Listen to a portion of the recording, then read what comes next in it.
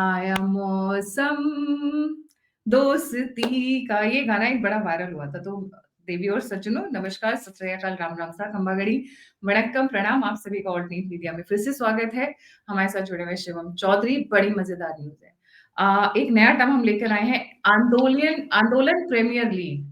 ये शुरू हो चुका है क्योंकि शुरू हो चुका है मौसम आंदोलन का। अब पीछे कुछ समय में बहुत सारी चीजें हुई, फेल होती हुई नजर, दौड़े-दौड़े, भागे-भागे युवा नेता पहुंच गए कहीं और। पर हंटर तैयार किए इस बार। हंटर, लठ नहीं, तेल लगाकर लठ नहीं, इस बार हंटर तैयार करके बैठे अमित शाह।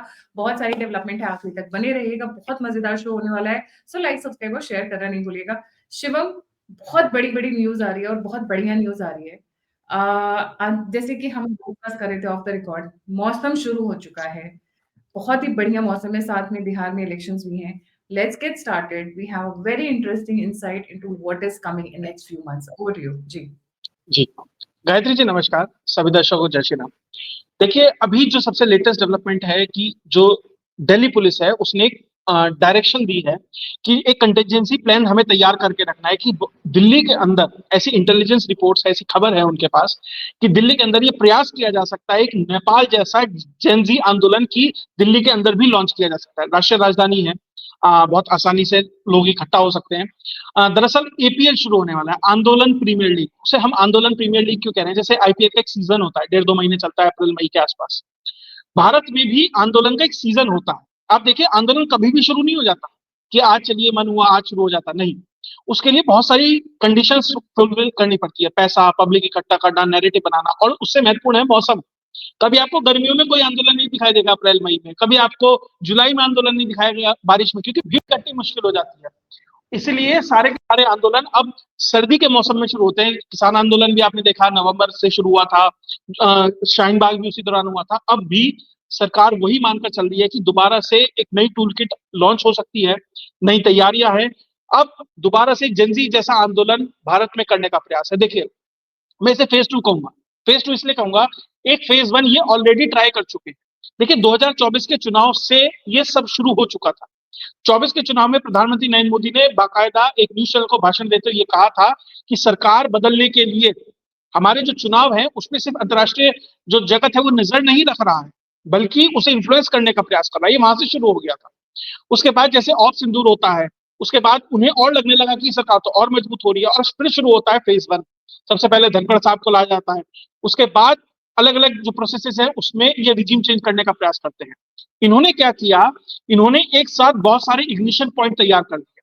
लद्दाख, यूपी, उत्तराखंड, महाराष्ट्र, तमिलनाडु, हर जगह प्रयास था कि कहीं ना कहीं से कुछ तो ऐसा निकले कि जो इस सरकार को असहज कर सके। लेकिन हुआ क्या, इस सरकार ने राइट फ्रॉम लद्दाख मात्र 48 घंटे के अंदर अंदर लद्दाख से लेकर उत्तर प्रदेश हो, उत्तराखंड हो, महाराष्ट्र हो, हर जगह उठी हुई इस अग्नि को शांत कर दिया।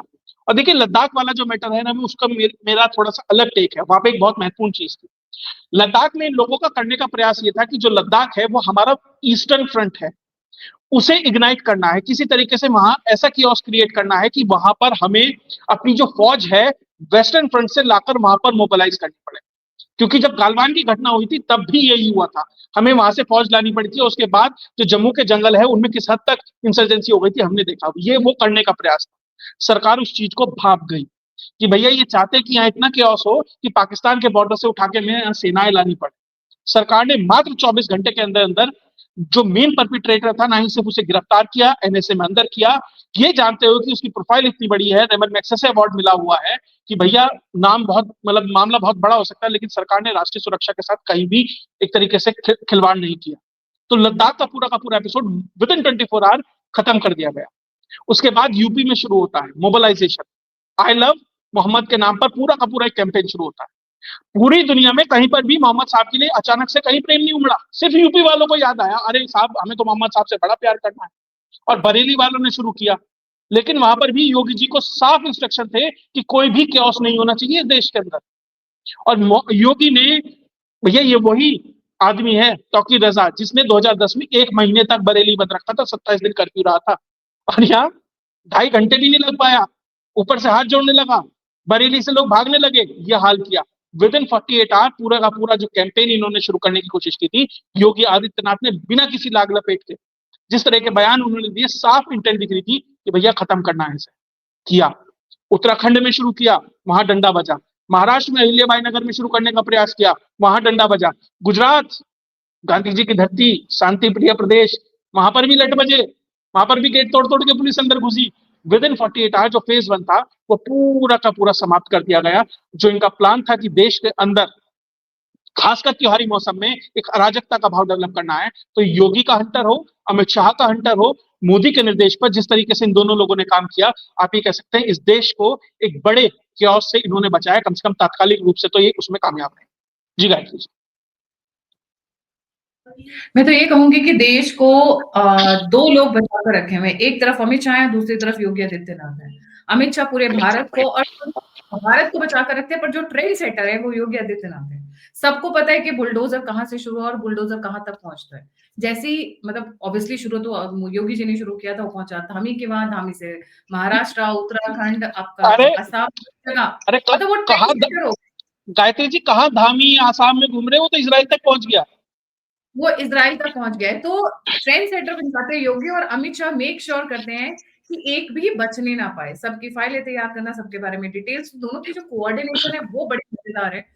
मैं ये कहूंगी कि दोनों ने मिलके भारत को बचाया, पर इस बार अमित शाह दिल्ली पे स्पेसिफिकली फोकस्ड है, क्योंकि इस बार जो इंटेलिजेंस इनपुट्स आए हैं वो दिल्ली की तरफ ज्यादा आए हैं कि दिल्ली को घेरने की तैयारी की जा सकती है। इसीलिए जो ब्रेकिंग न्यूज आई है जिसके ऊपर मैं और शिवम बात कर रहे थे, and then we realize it's a big thing which is happening, कि दिल्ली पुलिस को डायरेक्ट किया गया है to prepare a contingency plan to tackle any Nepal like situation as recent Gen Z protests in Nepal led to unrest and regime change. They will try in Delhi and plan, and ये जो अभी इनका notice आया उसके अंदर border monitoring, drone surveillance, coordination with paramilitary forces, मतलब वो डंडा, ड्रोन और मैं ये बोलूंगी दंड, तीनों लेकर एक साथ खड़े हुए हैं। आप आकर दिखाओ, और बॉर्डर्स को स्पेशली ड्रोन की सर्विलियंस की जा रही है, एंड दिस इज हैपनिंग 24/7। वो जी, ड्रोन पता किस लिए लिए जा रहे हैं? वो छतों पे पत्थर इकट्ठा हो जाते हैं ना, और पेट्रोल बम रखे जाते हैं। ये ड्रोन की सर्वेलेंस उसके लिए है। और एग्जैक्टली। पैरामिलिट्री फोर्स है, इंटेलिजेंस है, सब कुछ उसमें ऑलरेडी लगा हुआ है।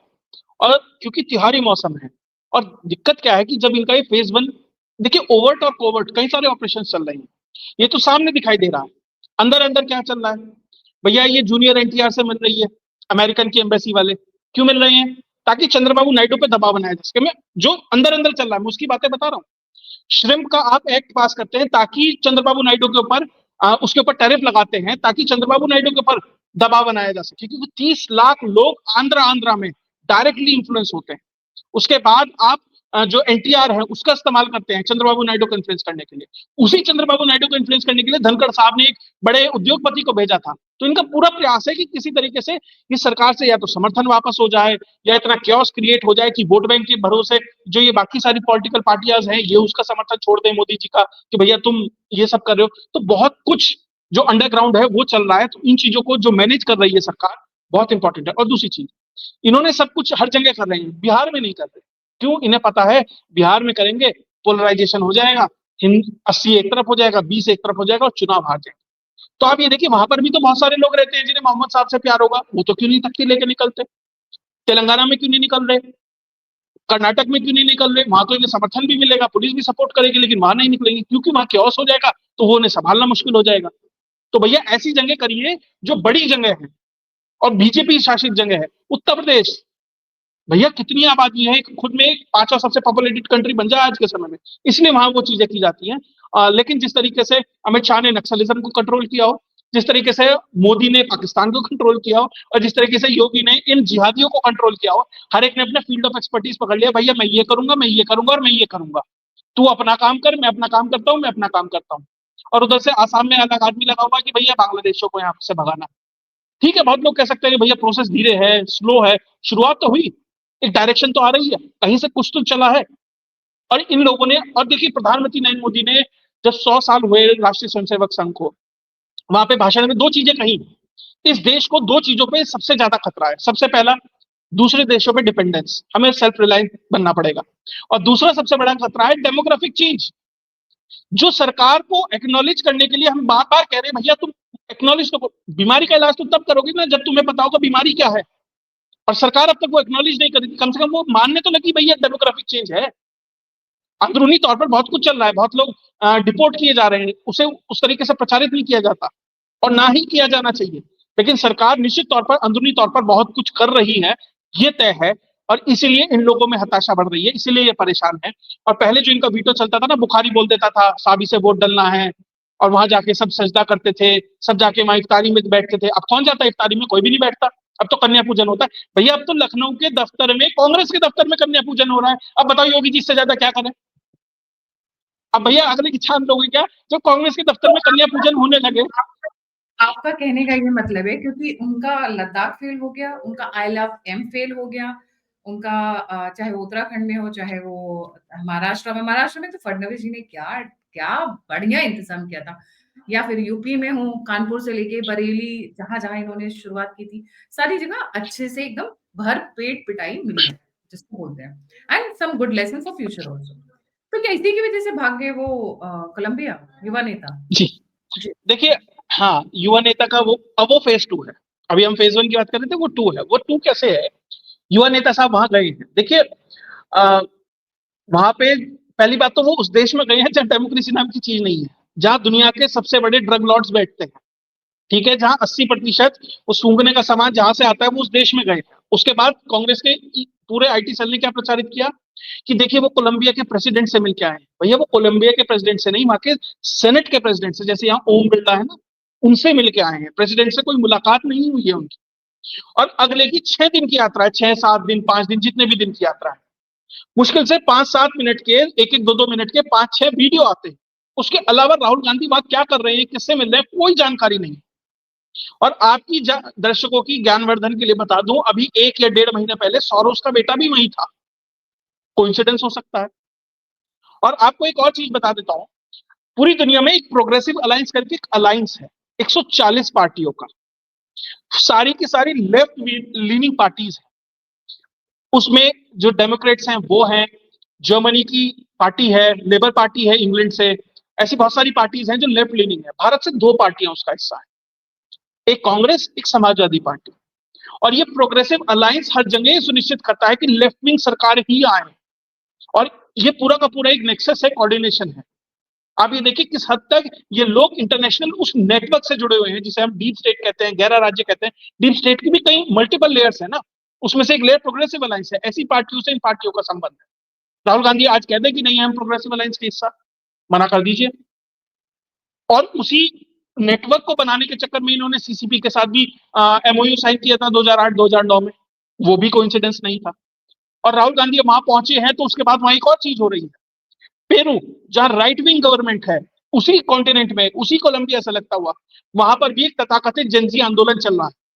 और वहां के आप सोशल मीडिया को खंगालेंगे, मैं स्क्रीनशॉट लाना भूल गया, वरना स्क्रीनशॉट आपके साथ शेयर करता। स्क्रीनशॉट पे वहां के लोग सेम बात कर रहे हैं जो भारतीय करते हैं, कि भैया ये सोरोस का फंडेड आंदोलन है पूरा का पूरा।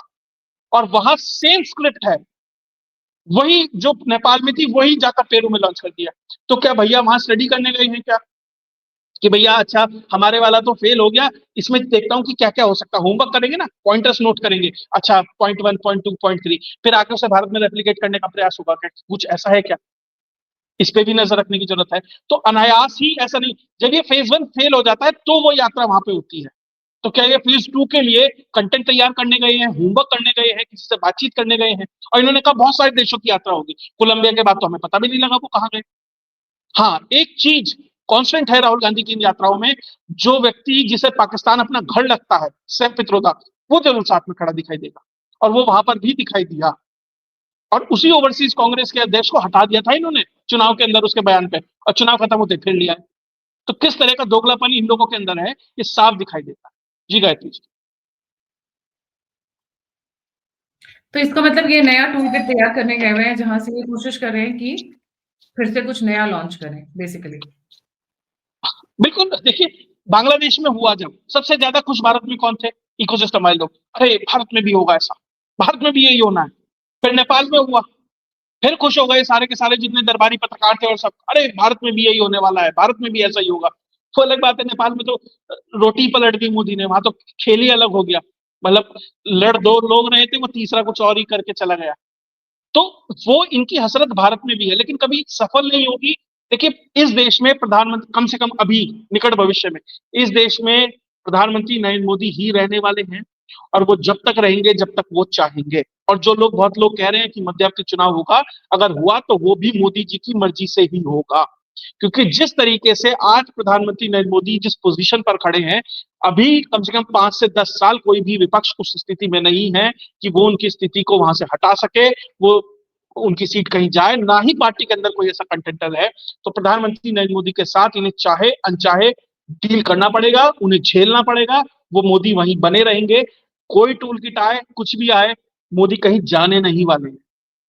भैया, जो व्यक्ति शी जिनपिंग, बाइडन, पुतिन, इन सबसे डील करता हो, राहुल गांधी, जिसे लगता हो कि भैया जो भारत की मेन अवधारणा को ही ना समझता हो, जो इस देश को ही ना समझता हो, जब तक आप इस देश को समझ नहीं पाएंगे ना, तो आप इस देश की नब्ज नहीं पकड़ पाएंगे ना, तब तक इसके ऊपर राज नहीं कर पाएंगे। महात्मा गांधी ने भी नब्ज तब पकड़ी जब भारत की एक बड़ी यात्रा की, मोदी ने भी तब पकड़ी जब बड़ी यात्रा की। तो जितने बड़े राजनेता भारत में हुए हैं, पहले उन्होंने भारत को समझा तब जाकर हुआ। राहुल गांधी में अभी वो कैपेबिलिटी नहीं है, भविष्य में। जी। तो इसीलिए इस बार अब अमित शाह तैयारी पे उतर आए हैं। अमित शाह इस वक्त बात कर रहे हैं कि हमें कैसे करना है, और सबके सबका as we said in the beginning, आंदोलन प्रीमियर लीग शुरू हो चुका है। देखिए, सर्दियों में ना गरम गरम दूध पीने में बहुत मजा आता है। It's I am being very serious because बड़ी समर देखिए बढ़िया देखिए बढ़िया पिज्जा मिलेगा, बढ़िया खंबा मिलेगा, बढ़िया अखरोट बादाम मिलेंगे, आराम से रजाई तान के बैठे रहो, और ठीक है, अपना आंदोलन चलता रहेगा। जी। और भैया टिकैत साहब आ ही जाएंगे अपना, उन्हें थोड़ी सी फीस दो, अपना जहां चाहो वहां बिठा लो। ऐसे बहुत सारे डिस्पोजेबल एसेट्स हैं। जी, बट यूजफुल एक चीज इडियट्स आपने हैं और कहते हैं। शिवम, आपने एक चीज और नोटिस की होगी रिसेंटली कि Modi government is very ready when it comes to digging out facts या फिर घेरना हो गांधी परिवार को। मैं इसका एक उदाहरण देता हूँ। बहुत लोग कहते हैं कि मोदी आंदोलन क्यों होने देता है, उसको समझिए। मैं आपको एक एग्जांपल देता हूँ टेनिस का। दो खिलाड़ी हुए, बोरिस बेकर और आंद्रे अगासी। वो दोनों टेनिस खेलते थे। बोरिस बेकर ने आंद्रे अगासी को बहुत हराया।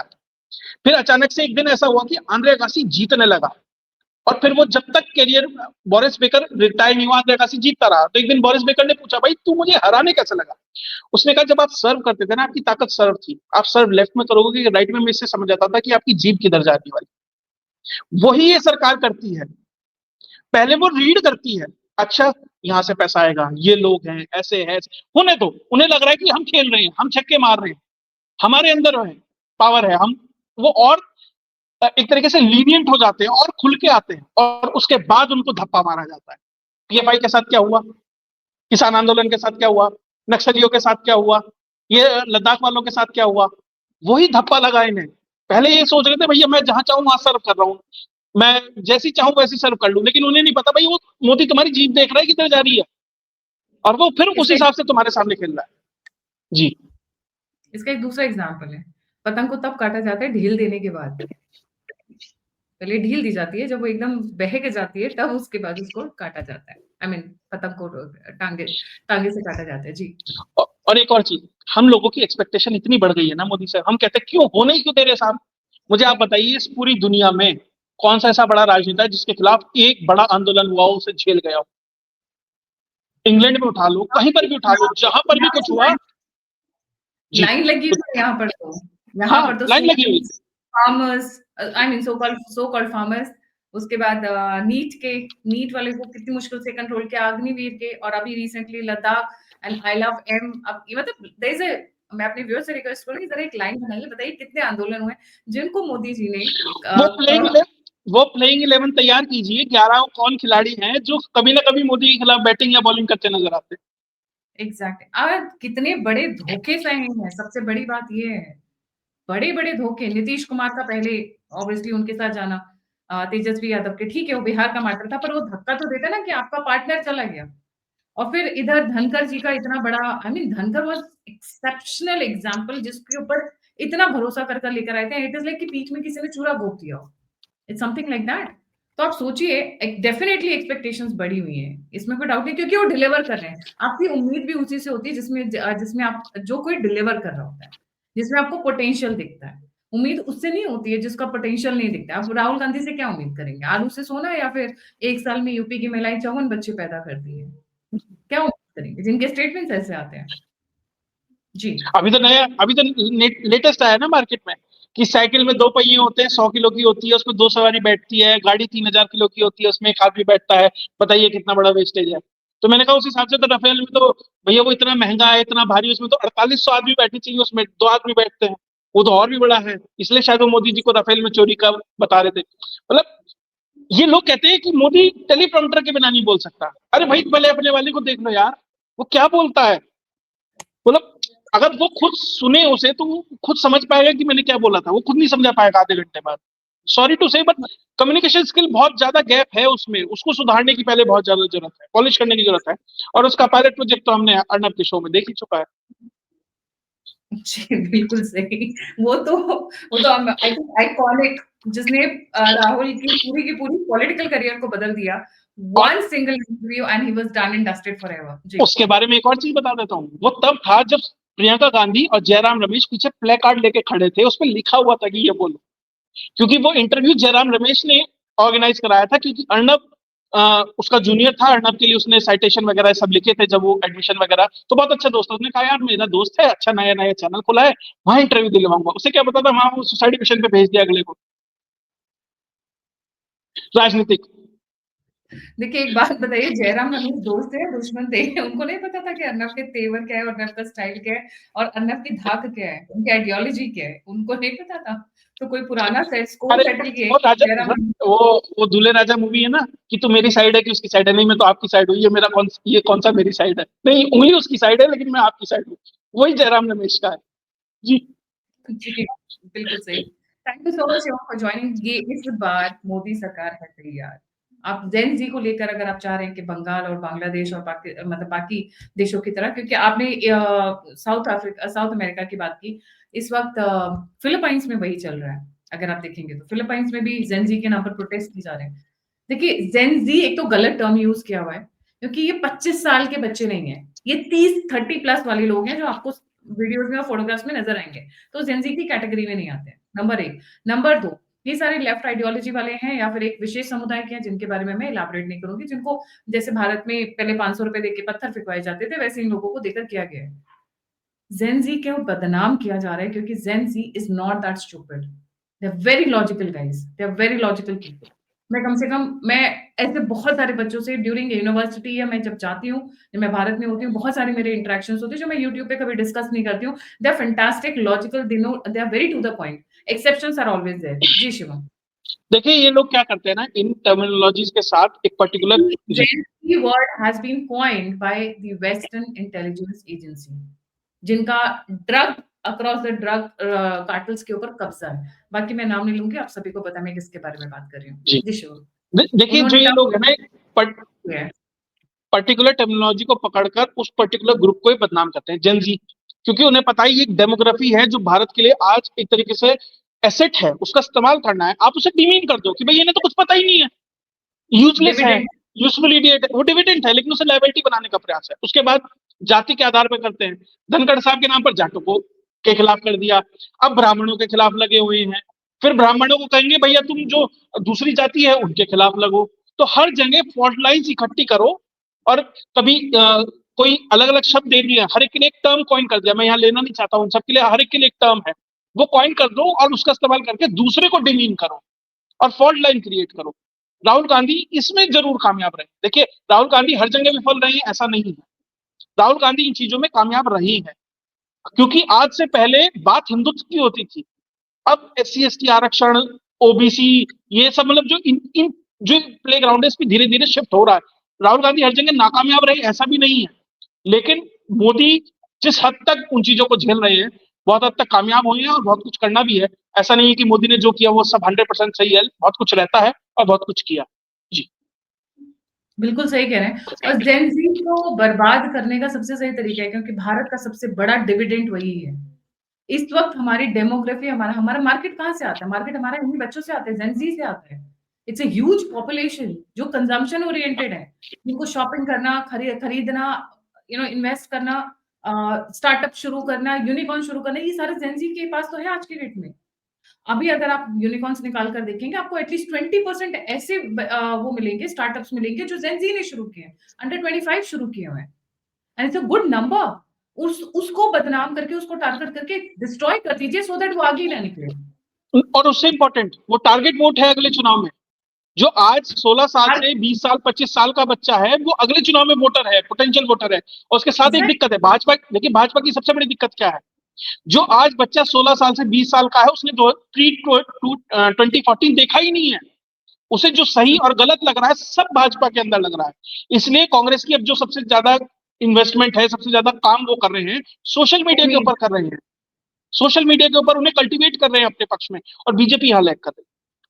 ऑन ग्राउंड बीजेपी बहुत अच्छी है, लेकिन सोशल मीडिया पे जो नैरेटिव है उसमें बीजेपी हार रही है। एग्जैक्टली। और यहाँ पे एक चीज और बोलना चाहूंगी, यहाँ पे इन लोगों ने 2014, तो आप जैसा कह रहे हैं 2014 नहीं, कि पहले का वक्त नहीं देखा है। इन लोगों को फ्रीडम मूवमेंट के बारे में, इन लोगों को हमारे इतिहास के बारे में पता ही नहीं है। बहुत सारी ऐसी पॉपुलेशन है जिनको आइडिया ही नहीं है। इनको कल्चर किया जा रहा है, ग्रूम किया जा रहा है, हार्डशिप से जानते नहीं है, इन्होंने मुसीबत देखी नहीं है। इनको 1962 नहीं पता, इनको 1971 नहीं पता, इनको 1947 के बारे में कुछ-कुछ पता है। तो इनको बरगलाना बहुत आसान है। बीजेपी का जो वोट बैंक है that is 25 plus. Let's try and understand. ये जो 25 के नीचे वाला है, जिसको ये एक डायरेक्शन में ले जाने की कोशिश कर रहे हैं, और जो कि भारत का बहुत बड़ा डेमोग्राफिक डिविडेंड भी है, यहाँ पर BJP is on a weak footing. जी।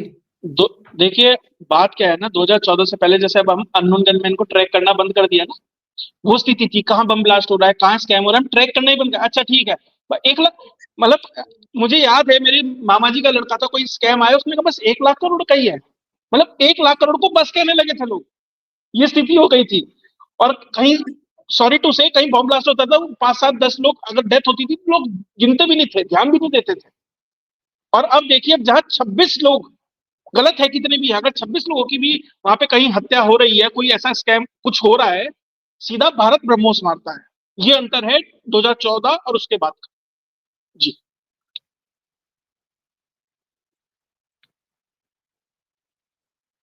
इसलिए जेन जी, यस, इसलिए अमित शाह ने ये फेक, जैसे वो किसान मूवमेंट था, किसान नहीं थे वहां पे, वैसे ये जेन जी के नाम पर उतारने की शायद पीछे से इंटेलिजेंस रिपोर्ट आई हुई है। उसके लिए हंटर तैयार कर कर बैठे हुए हैं अमित शाह। आ जाओ, ड्रोन्स, डंडे और दंड तीनों तैयार है। Try it out. ठीक है, सो बी रेडी। वैसे भी मोदी इस वक्त बड़े उग्र रूप में है, बहुत ही गुस्से वाले फॉर्म में है। अगर आप उनके फेशियल एक्सप्रेशन देखेंगे, आप अरे उनके जो साक्षात्कार आ रहे हैं उस वो देखेंगे, तो आपको पता चलेगा कि he is also frustrated by every second day of this.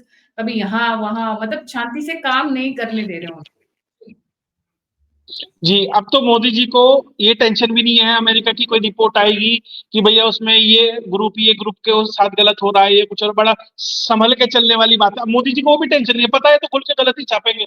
भैया अपने देश को सुरक्षित कर लो, इंटरनली काम ठीक कर लो। अब हमें कोई दिखावे की काम नहीं करना है, अब तो खुला खेल खेलना है।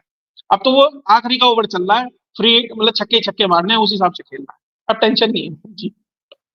जी, thank you so much Shivam for joining. जाने से पहले सभी व्यूअर्स से रिक्वेस्ट है, please don't forget to like, subscribe and share Shivam Chaudhary official. He is doing a fantastic job there. और don't forget to like, subscribe and share the alt neat media. और अगर आप मुझे कंट्रीब्यूट करना चाहते हैं, मुझे सपोर्ट करना चाहते हैं, तो नंबर और यूपीआई स्क्रीन के ऊपर है। आप फीडबैक देना चाहते हैं, जुड़ना चाहते हैं, इन्फॉर्मेशन शेयर करना चाहते हैं, सभी के सभी लिंक्स डिस्क्रिप्शन बॉक्स में है। Get in touch with me on different social media platforms, Twitter, Telegram, सभी के सभी के लिंक्स डिस्क्रिप्शन बॉक्स में दिए हुए हैं। Follow me there. वहां पे और भी बहुत सारी न्यूज हम शेयर कर रहे हैं। यहाँ पर 4 शो के बीच में मैं सारी न्यूज नहीं शेयर कर सकती हूँ। So please you can follow me there. इसी के साथ जय हिंद, जय श्री राम, हर हर महादेव। जय।